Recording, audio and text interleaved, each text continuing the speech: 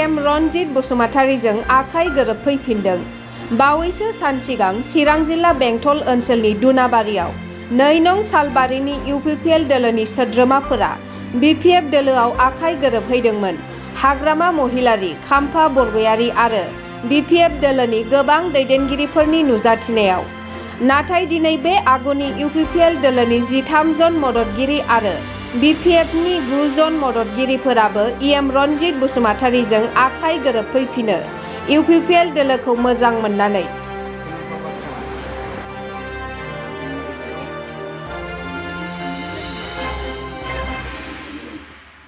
महिलाजों आखाइ हमदोंमोन नाथाय फिन दिनै आखाइ गोरोबफैफिनबाय।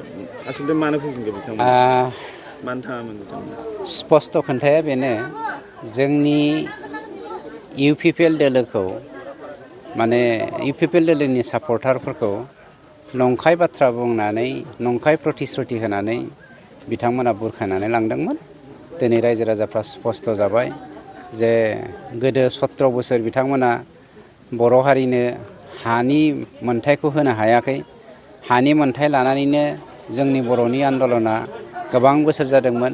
बे हानि मोनथायनिफ्राय जानगार होनानै थांग्रा मोनसे पलिटिकेल पार्टि, बे पलिटिकेल पार्टिया दिनै गोदान मोनसे बाहाना खालामनानै लांनायखौ रायजो राजाफ्रा हमदांनो हादों। ओंखायनो सैथो आरो थार बेजों हान्थिग्रा बड'फा इउएन ब्रह्मनि गेरेमसा हारि दानायनि खान्थिखौ जेब्लायबो मान होग्रा आरो बेखौ संदाननानै आवग्रायलांग्रा प्रमद बर' बिथांनि दैदेननायाव जोंनि जा इउपिपिएल दोलोनि सरकार, बे सरकारा जे नंगौ लामाजों थांदों बेखौ बिथांमोना बुजिफिननानै फैफिनदों। बेनि थाखाय जों बिथांमोनखौ आरोबाव वेलकाम खालामफिनबाय।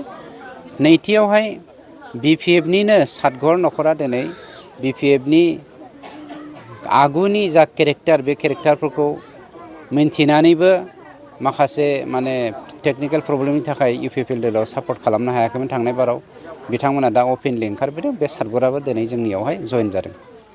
सार, मैयाहाय एसे इभिकसन खालामनो फैबाय। बिथांमोनखौ इभिकसन खालामनायखौ आयेन बेरेखा हा दखल खालामनायखौ मानसिफ्रा बुंबाय थादों। हारसाफोरखौ होखारा, बर'फोरखौल' होखारा होननानै बुंबाय थादों। इभिकसना खुनु कमप्रमाइस गैया।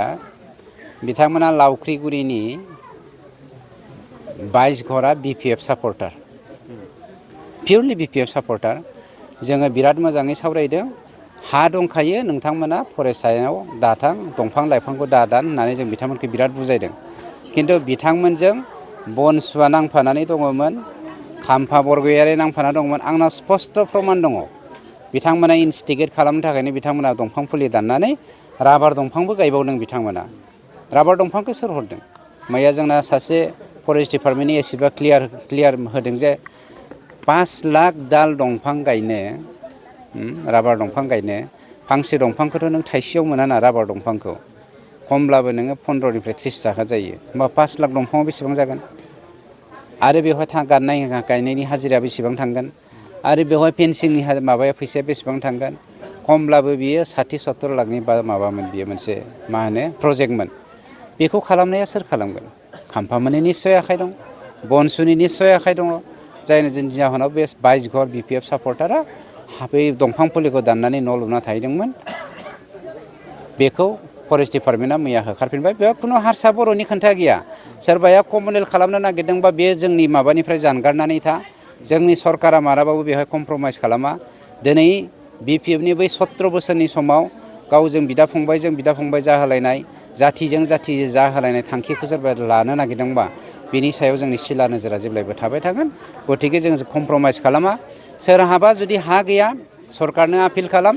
जों बेफोरबायदि जादों, जोंनो नोंथांमोना थानायनि राहा लामा होनांगौ होना बेखौ सरकारा होगासिनो दंखायो।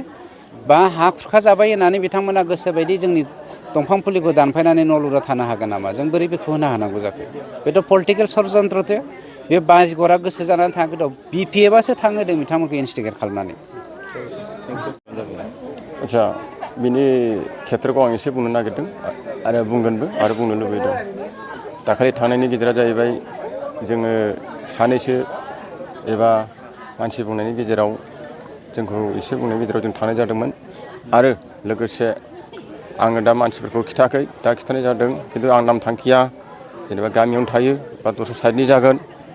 दा मा होनो, आंनि लोगोफोरखौ आङो आंनि 7 जन लोगोफोर दं आंनि खामला मावग्रा लोगो आं थानायनि खोथाया जाहैदों बेनो आंनो नांगौ गरसे गरनै बे गरसे गरनैखौ जुदि रावबो एसेबो साहाय्य होआबा थाखा होननाय बुस्थुआथ' पलिटिकेलसो नालाय पलिटिकेलाव थांबासो थाखा दा बे हिसाबै आंना दिनैसिम फिसाफोर 2 पिअ पास जादों गरसेबो मोनाखै आं एसे लुबैदोंमोन प्राइमारिनिफ्राय दा बुंदों प्राइमारि मानसिफ्रा बुंदों प्राइमारियाव थां दा प्राइमारियाव थांनानै आं जेबो रोङा आं न'आवनो थायो खामला लोगोफोरनो थाखा रानो आं खामानि मावो दा जेखि जाया मानो गासिबो आंनि लोगोफोरखौ जे बुहुला जायो आथिं थोंब्रै गाग्लिनोबा आथिं थोंनैबो गाग्लिनखायो होननानै आङो बेवहायनो दानिनो गोजोनै सुख सोलिनाय लुबैफिननायाव आङो दा इउपिपिएलआव फैफिननाय जाबाय दा नोंसोरो गासैबो फैफिनजोब्बाय जोङो 7 जन मानसिया फैफिनजोब्बाय फैगौ समाव इउपिपिएलनो भट होसिगोन फैगोन समाव इउपिपिएलनो आं उफाय गैया गासिबो लोगोफोरखौ लानानै इउपिपिएलनो आं भटखौ होफिननाय जासिगोन